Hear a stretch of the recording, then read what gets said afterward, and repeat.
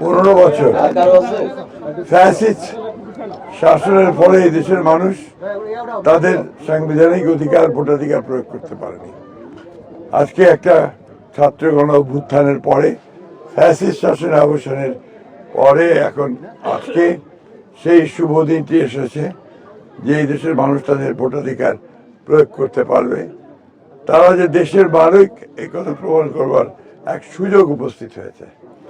আমরা আমাদের দলের পক্ষ থেকে আমরা বিশ্বাস করি যে এই সুযোগকে কাজে লাগিয়ে আমরা দেশকে গণতন্ত্রের পথে নিয়ে যেতে পারবো, আমরা দেশকে অর্থনৈতিক প্রবৃদ্ধির দিকে নিয়ে যেতে পারবো এবং একটা সুশাসন এবং একটা মানবিক অধিকারের দেশ আমরা এখানে প্রতিষ্ঠা করতে পারবো।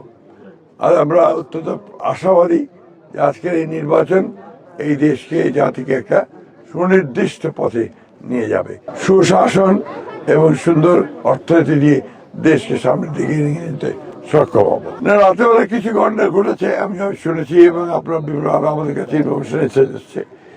এগুলো হচ্ছে কি যারা নির্বাচনকে বানচাল করতে চায়, গণতন্ত্রকে আপনার যারা বাধাগ্রস্ত করতে চায়, তারা এই সমস্ত সমস্যাগুলো তৈরি করছে। আমি বিশ্বাস করি যে তারা পরাজিত হবে, এখানে গণতান্ত্রিক শক্তির বিজয় হবে, আমাদের জন্য তারেক বিজয় হবে ইনশাআল্লাহ। আমি সবসময় আশাবাদী এই এলাকার মানুষ উন্নয়নের সাথে, সমৃদ্ধির সাথে, সুশাসনের সাথে ধানের শীষের পক্ষে রায়।